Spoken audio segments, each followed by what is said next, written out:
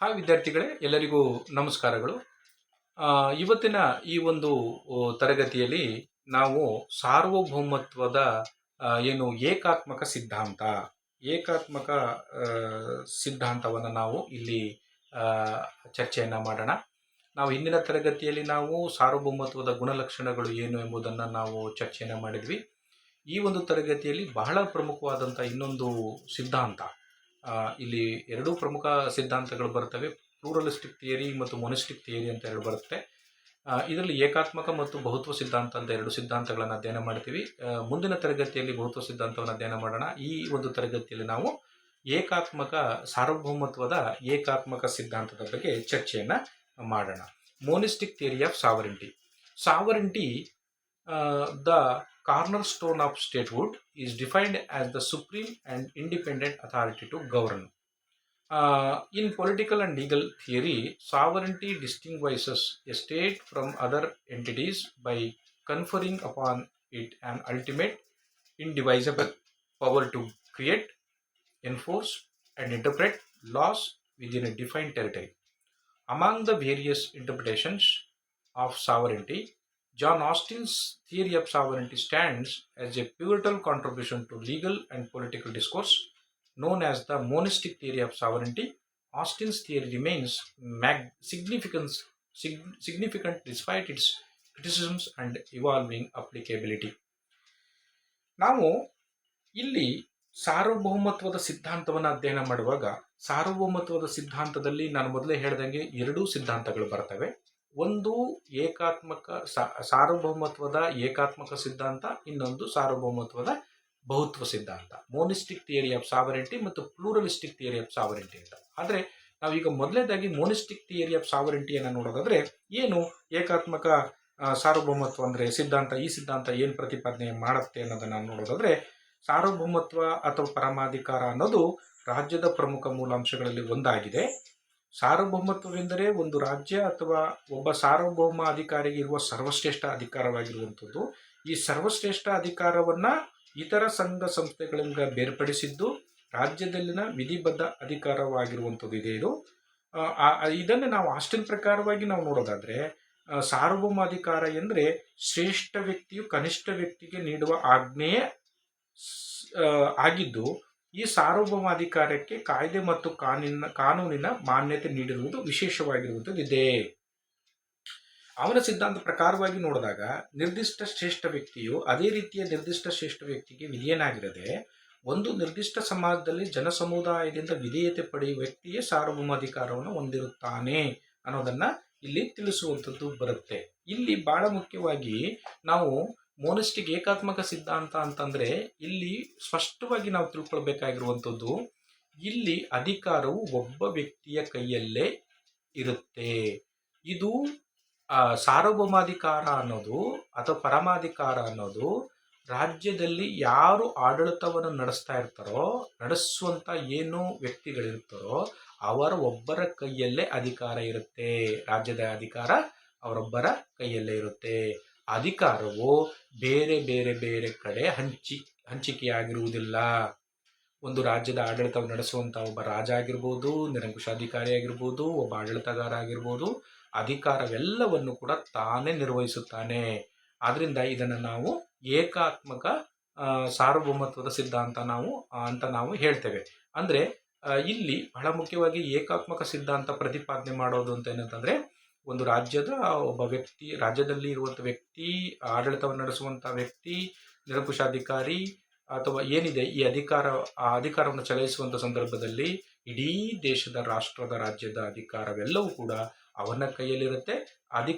ರಾಜ್ಯದ ಅಧಿಕಾರವು ಯಾರ ಬೇರೆ ಬೇರೆ ಸಂಘ ಸಂಸ್ಥೆಗಳಲ್ಲಿ ಇದು ಹಂಚಿಕೆ ಆಗುವುದಿಲ್ಲ ಎಂಬ ಸ್ಪಷ್ಟ ಒಂದು ವಿಚಾರವನ್ನು ನಾವು ತಿಳ್ಕೊಳ್ಬೇಕಾಗತ್ತೆ. ಆದರೆ ಬಹುತ್ವವಾದ ಸಿದ್ಧಾಂತದಲ್ಲಿ ಏನು ಹೇಳಲಾಗತ್ತೆ ಅಂತಂದ್ರೆ, ಅದಕ್ಕೆ ವಿರುದ್ಧವಾಗಿ ಕೌಂಟರ್ ಕೊಟ್ಟಿರುವಂಥ ಸಿದ್ಧಾಂತ ಏನು, ರಾಜ್ಯದ ಪರಮಾಧಿಕಾರ ಅಥವಾ ಅಧಿಕಾರ ಅನ್ನೋದು ಕೇವಲ ರಾಜ್ಯದ ವ್ಯಕ್ತಿ ಆಡಳಿತ ಏನು ಮಾಡ್ತಾನೆ ಅವನೊಬ್ಬನ ಕೈಯಲ್ಲೇ ಇರೋದಿಲ್ಲ, ಸರ್ಕಾರದ ಒಂದೇ ಕೈಯಲ್ಲಿ ಅಧಿಕಾರ ಇರೋದಿಲ್ಲ.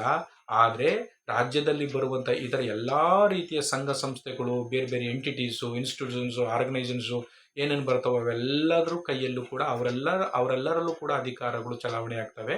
ಸರ್ಕಾರ ಮಾತ್ರ ಅಥವಾ ಆಡಳಿತಗಾರ ಮಾತ್ರ ಅಥವಾ ಅಲ್ಲಿ ಏನು ರೂಲರ್ ಏನಿರ್ತಾನೋ ಅವನು ಮಾತ್ರ ಅದನ್ನು ನಡೆಸೋದಿಲ್ಲ ಅನ್ನೋದನ್ನು ಅದು ಕೌಂಟ್ರ್ ಕೊಟ್ಟು ಪ್ರತಿಪಾದನೆ ಮಾಡುವಂಥದ್ದು ಬರುತ್ತೆ. ಆದರೆ ಮೊನಸ್ಟಿಕ್ ಥಿಯರಿಯಲ್ಲಿ ನಾವೇನು ನೋಡ್ತೀವಿ ಅಂದರೆ ರಾಜ್ಯದ ಸಂಪೂರ್ಣ ಅಧಿಕಾರ ಒಬ್ಬನ ಕೈಯಲ್ಲೇ ಇರುತ್ತೆ, ಅಲ್ಟಿಮೇಟ್ ಆಗಿ ಅವನ ಕೈಯಲ್ಲಿರುತ್ತೆ, ಮತ್ತು ಅದನ್ನು ಎಂದಿಗೂ ಕೂಡ ಡಿವೈಡ್ ಮಾಡುವುದಕ್ಕೆ ಬರೋದಿಲ್ಲ. ಇಲ್ಲಿ ಸಾರ್ವಭೌಮಾಧಿಕಾರ ಅಥವಾ ಪರಮಾಧಿಕಾರ ಅನ್ನೋದನ್ನು ಡಿವೈಡ್ ಮಾಡುವುದಕ್ಕೆ, ವರ್ಗಾವಣೆ ಮಾಡುವುದಕ್ಕೆ ಇಲ್ಲಿ ಸಾಧ್ಯ ಆಗೋದಿಲ್ಲ. ಅಂದರೆ ಇಲ್ಲಿ ನನ್ನ ಕೈಯಲ್ಲಿ ಸ್ವಲ್ಪ ಅಧಿಕಾರ ಇರಲಿ, ನಿನ್ನ ಕೈಯಲ್ಲಿ ಸ್ವಲ್ಪ ಅಧಿಕಾರ ಇರಲಿ, ಇನ್ನೊಬ್ಬನ ಕೈಯಲ್ಲಿ ಸ್ವಲ್ಪ ಅಧಿಕಾರ ಇರಲಿ ಅನ್ನೋದು ಬರೋದಿಲ್ಲ. ಆದ್ದರಿಂದ ಇಡೀ ದೇಶದ ಒಂದು ರಾಜ್ಯದ ಅಧಿಕಾರವೆಲ್ಲವೂ ಒಬ್ಬನ ಕೈಯಲ್ಲಿ ಕೇಂದ್ರೀಕೃತವಾಗಿರುವುದನ್ನು ನೋಡ್ತೇವೆ ನಾವಿಲ್ಲಿ. The monastic theory of sovereignty holds that sovereignty is absolute, indivisible, and unlimited, is residing in a single authority within the state. ಈ ಏಕಾತ್ಮಕ ಸಾರ್ವಭೌಮತ್ವದ ಸಿದ್ಧಾಂತ ಏನಿದೆ, ಈ ಒಂದು ಸಿದ್ಧಾಂತ ಏನು ಹೇಳುತ್ತೆ ಅಂತಂದ್ರೆ ಸಾವರಂಟಿ ಅಥವಾ ಪರಮಾಧಿಕಾರ ಅನ್ನೋದು ನಿರಂತರವಾದದ್ದು, ಪರಿಪೂರ್ಣವಾದದ್ದು, ಅದನ್ನು ವರ್ಗಾವಣೆ ಮಾಡುವುದಕ್ಕೆ ಸಾಧ್ಯ ಇಲ್ಲ. ಅಂದ್ರೆ ಇಲ್ಲಿ ಸಾರ್ವಭೌಮ ಅಧಿಕಾರ ಅನ್ನೋದು ಒಂದು ರಾಜ್ಯದಲ್ಲಿ ನಿರಂತರವಾಗಿ ಶಾಶ್ವತವಾಗಿರುತ್ತೆ. ಮತ್ತೆ ಇದನ್ನ ಒಬ್ಬ ವ್ಯಕ್ತಿಯಿಂದ ಮತ್ತೊಂದು ವ್ಯಕ್ತಿಗೆ, ಒಂದು ಸಂಸ್ಥೆಯಿಂದ ಮತ್ತೊಂದು ಸಂಸ್ಥೆಗೆ ವರ್ಗಾವಣೆ ಮಾಡುವುದಕ್ಕೆ ಬರುವುದಿಲ್ಲ. ಮತ್ತು ಇದು ಕೂಡ ಅನ್ಲಿಮಿಟೆಡ್ ಅಂತ ಹೇಳ್ತಾರೆ. ಅನ್ಲಿಮಿಟೆಡ್ ಅಂದ್ರೆ ಅಪರಿಮಿತವಾದದ್ದು, ಪರಿಮಿತ ಇಲ್ಲ. ಸಾರ್ವಭೌಮ ಅಧಿಕಾರಕ್ಕೆ ಪರಿಮಿತತೆ ಅನ್ನೋದು ಇಲ್ಲ, ಅದು unlimited.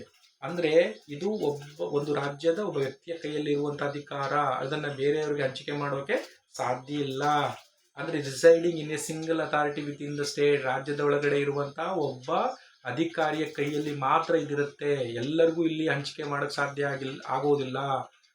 According to this theory, ಈ ಸಿದ್ಧಾಂತದ ಪ್ರಕಾರ there can be only one supreme power in a political system. ಈ ಸಿದ್ಧಾಂತದ ಪ್ರಕಾರ ಈ ಒಂದು ರಾಜಕೀಯ ವ್ಯವಸ್ಥೆಯಲ್ಲಿ ಒಂದೇ ಒಂದು ಸರ್ವಶ್ರೇಷ್ಠವಾದಂತಹ ಅಧಿಕಾರ ಇರುತ್ತೆ. And all loss, institutions and individuals must ಒಬೇ this authority. ಈ ರಾಜ್ಯದಲ್ಲಿ ಬರುವಂತಹ ಎಲ್ಲ ಕಾನೂನು, ವ್ಯಕ್ತಿಗಳು, ಸಂಸ್ಥೆಗಳು ಏನು ಬರ್ತಾರೋ, ಸಂಘ ಸಂಸ್ಥೆಗಳು ಎಲ್ಲವೂ ಕೂಡ ಈ ಒಂದು ಕಾನೂನಿಗೆ ತಲೆಬಾಗಲೇಬೇಕು, ವಿಧೇಯರಾಗಿರಲೇಬೇಕು. The monistic view was strongly advocated by legal positivists like John Austin. ಅಂದ್ರೆ ಈ ಮೋನಿಸ್ಟಿಕ್ ಸಿದ್ಧಾಂತವನ್ನ ಬಹಳ ಪ್ರಮುಖವಾಗಿ ಅಚ್ಚುಕಟ್ಟಾಗಿ ಪ್ರತಿಪಾದನೆ ಮಾಡಿದವರು ಜಾನ್ ಆಸ್ಟಿನ್ ಇದರ ಬಗ್ಗೆ, ಇದು ಮೋನಿಸ್ಟಿಕ್ ವ್ಯೂ ದೃಷ್ಟಿಕೋನದಲ್ಲಿ ಅವರು ಅದನ್ನು ಪ್ರತಿಪಾದನೆ ಮಾಡ್ತಾರೆ. Who defined the sovereign as the person or body of persons to whom the people show habitual obedience and who does not obey any higher authority. ಇಲ್ಲಿ ಜಾನ್ ಆಸ್ಟಿನ್ ಪ್ರಕಾರವಾಗಿ ನೋಡಿದಾಗ ಸಾವರಿಂಟಿ ಅನ್ನೋದು ಬಹಳ ಸರ್ವಶ್ರೇಷ್ಠವಾದಂತಹ ಒಂದು ಅಧಿಕಾರ.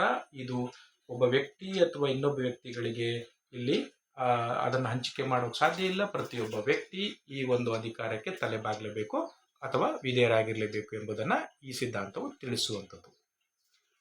ಇನ್ this view, the state is the ultimate source of all legal authority. ಈ ದೃಷ್ಟಿಕೋನದಲ್ಲಿ ನಾವು ನೋಡಿದಾಗ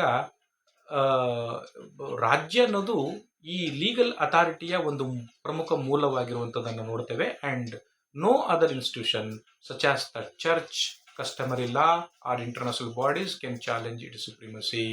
ಅದನ್ನು ಹೊರತುಪಡಿಸಿದರೆ ಇದರ ಯಾವುದೇ ಸಂಘ ಸಂಸ್ಥೆಗಳು, ಚರ್ಚ್ ಆಗಲಿ, ರೂಢಿ ಸಂಪ್ರದಾಯಗಳಾಗಲಿ, ಅಥವಾ ಅಂತಾರಾಷ್ಟ್ರೀಯ ಸಂಘ ಸಂಸ್ಥೆಗಳು, ವೇದಿಕೆಗಳು ಅಥವಾ ರಾಷ್ಟ್ರಗಳು ಇದನ್ನು ಚಾಲೆಂಜ್ ಮಾಡುವುದಕ್ಕೆ ಸಾಧ್ಯ ಇಲ್ಲ.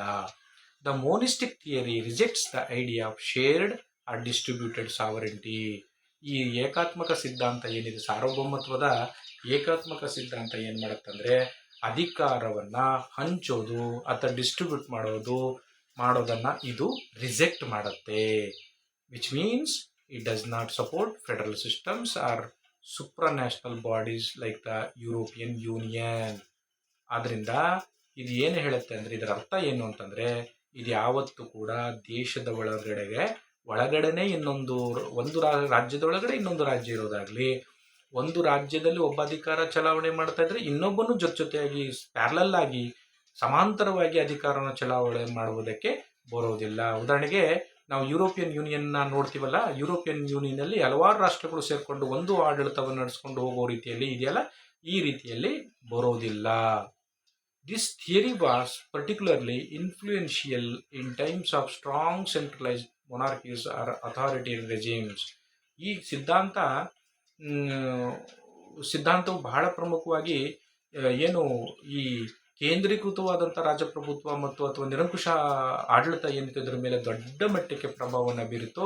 ಯಾಕಂದರೆ ಅಧಿಕಾರವು ಒಬ್ಬರ ಕೈಯಲ್ಲೇ ಇರಬೇಕು ಅನ್ನೋದನ್ನು ಈ ಏಕಾತ್ಮಕ ಸಿದ್ಧಾಂತ ಪ್ರತಿಪಾದನೆ ಮಾಡೋದ್ರಿಂದ ಇದು ಈ ರಾಜಪ್ರಭುತ್ವ ಮತ್ತು ನಿರಂಕುಶ ಪ್ರಭುತ್ವದ ಆಡಳಿತ ಏನಿತ್ತು ಇದರ ಮೇಲೆ ದೊಡ್ಡ ಮಟ್ಟದ ಪ್ರಭಾವವನ್ನು ಬೀರುವಂಥದ್ದನ್ನು ಕೂಡ ನಾವು ನೋಡ್ತೇವೆ. However, critics argue that the theory is outdated in modern democratic and federal states. ಹಾಗಿದ್ರೂ ಕೂಡ ನಾವು ಈಗ 21ನೇ ಶತಮಾನದಲ್ಲಿ ನಾವು ಇನ್ನೂ ಕೂಡ ಸಾರ್ವಭೌಮತ್ವದ ಪರಮಾಧಿಕಾರದ ಒಂದು ಸ್ವರೂಪವನ್ನು ಈಗಲೂ ಕೂಡ ಅದರ ಲಕ್ಷಣವನ್ನು ಅದರ ಪ್ರಾಮುಖ್ಯತೆಯನ್ನು ಮನಗಾಣಬಹುದೇ ಎಂಬುದು ಈಗ ಪ್ರಶ್ನೆಯಾಗಿರುವಂಥದ್ದು. ಯಾಕೆಂದರೆ ಜಗತ್ತು ಈಗ ತುಂಬ ಏನಾಗಿದೆ, ಬದಲಾವಣೆಯಾಗಿದೆ.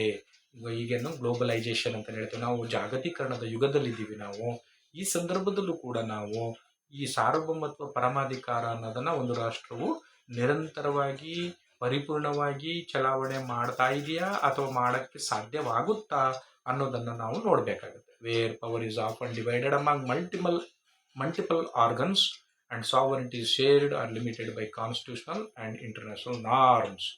ಆದ್ದರಿಂದ ರಾಷ್ಟ್ರಗಳು ನಾವು ಈಗ ನೋಡುವ ಹಿಂದೆ ಏನಿತ್ತು, ಏನು ಗ್ಲೋಬಲೈಜೇಷನ್ ಜಾಗತೀಕರಣ ಆಗುವುದಕ್ಕಿಂತ ಮುಂಚೆ ಜಗತ್ತು ಈ ಜಗತ್ತಿನ ಜಾಗತಿಕ ಮಟ್ಟದ ರಾಷ್ಟ್ರಗಳಲ್ಲಿ ಏನು ಸಾವರಿಟಿ ಅಥವಾ ಪರಮಾಧಿಕಾರವನ್ನು ಹೇಗೆ ಪರಿಪೂರ್ಣವಾಗಿ ಚಲಾವಣೆ ಮಾಡ್ತಿದ್ರೋ ಅದೇ ರೀತಿಯಲ್ಲಿ ಈಗ 21ನೇ ಶತಮಾನದಲ್ಲಿ ಜಾಗತೀಕರಣ ಆಗಿದ್ದಂಥ ಈ ಯುಗದಲ್ಲಿ ನಾವು ಇನ್ನೂ ಕೂಡ ದೊಡ್ಡ ಮಟ್ಟಕ್ಕೆ ಅದನ್ನು ಬಳಸ್ತಾ ಇದ್ದೀವಾ ಅನ್ನೋದು ಪ್ರಶ್ನೆ. ಅದು ಯಾಕಂದರೆ ಈಗ ಜಗತ್ತು ಹೆಂಗಾಗಿದೆ ಅಂದರೆ ಒಂದು ಮಲ್ಟಿಪಲ್ ಆರ್ಗನ್ಸನ್ನು ಹೊಂದಿರುವಂಥ, ಅಂದರೆ ಸಾವರಿಟಿ ಅನ್ನೋದು ಬೇರೆ ಬೇರೆ ಸಂಸ್ಥೆಗಳ ಜೊತೆಗೆ ಅದನ್ನು ಲಿಮಿಟ್ ಮಾಡಿದ್ದೀವಿ ನಾವು, ಅದನ್ನು ಕಾನ್ಸ್ಟಿಟ್ಯೂಷನಲ್ಲಿ ಲಿಮಿಟ್ ಮಾಡಿದ್ದೀವಿ ನಾವು. ಇಂಟರ್ನ್ಯಾಷನಲ್ ನಾರ್ಮ್ಸ್ ಏನಿದೆ ಅದರ ಪ್ರಕಾರ ನಡ್ಕೋಬೇಕಾಗತ್ತೆ. ವಿಶ್ವಸಂಸ್ಥೆ ಇದೆ, ವಿಶ್ವಸಂಸ್ಥೆಯಲ್ಲಿ ಸದಸ್ಯ ರಾಷ್ಟ್ರಗಳಾಗಿರುವಂಥ ಸಂದರ್ಭದಲ್ಲಿ ಆ ವಿಶ್ವಸಂಸ್ಥೆ ತೆಗೆದುಕೊಳ್ಳುವಂಥ ನಿರ್ಣಯಕ್ಕೂ ಕೂಡ ನಾವು ತಲೆಬಾಗಬೇಕಾಗತ್ತೆ. ಆವಾಗ ವಿಶ್ವಸಂಸ್ಥೆ ಏನಾದ್ರು ಒಂದು ನಿರ್ಣಯವನ್ನು ತೆಗೆದುಕೊಂಡ್ರೆ ಕೆಲವು ಸಂದರ್ಭಗಳಲ್ಲಿ ಅಂಥ ನಿರ್ಣಯ ಅದು ಜಾಗತಿಕವಾಗಿ ಉಪಯೋಗಕ್ಕೆ ಬರುವಂಥದ್ದಾದರೆ ಅದನ್ನು ಒಪ್ಕೊಳ್ಳೇಬೇಕು. ಆ ಸಂದರ್ಭದಲ್ಲಿ ಇಲ್ಲ, ನಾವೊಂದು ಸಾವರಿನ್ ಸ್ಟೇಟ್ ಆಗಿದ್ದೀನಿ ಅಥವಾ ನಮ್ಮದು ಒಂದು ಸಾರ್ವಭೌಮತ್ವದ ರಾಷ್ಟ್ರ ಅದನ್ನು ಒಪ್ಕೊಳ್ಳೋಕ್ಕೆ ಬರೋದಿಲ್ಲ ಅನ್ನೋದು ಕೆಲವು ಸಂದರ್ಭಗಳಲ್ಲಿ ನಾವು ಹೇಳೋಕ್ಕೆ ಆಗೋದಿಲ್ಲ. ಅದರಿಂದ ನಾವು ಈಗ ಮಲ್ಟಿನ್ಯಾಷನಲ್ ಕಂಪನೀಸ್, ಬೇರೆ ಬೇರೆ ರಾಷ್ಟ್ರಗಳಿಂದ ಬರುವಂಥ ಕಂಪನಿಗಳು ಒಂದು ರಾಷ್ಟ್ರಕ್ಕೆ ಬಂದಂಥ ಸಂದರ್ಭದಲ್ಲಿ ಆ ಕಂಪನಿಗಳು ಏನು ಡಿಮ್ಯಾಂಡ್ಸ್ ಮಾಡ್ತವೆ ಅದಕ್ಕೆ ನಾವು ಆ ಡಿಮ್ಯಾಂಡನ್ನು, ಆ ಬೇಡಿಕೆಯನ್ನು ಪೂರೈಸಬೇಕಾಗತ್ತೆ.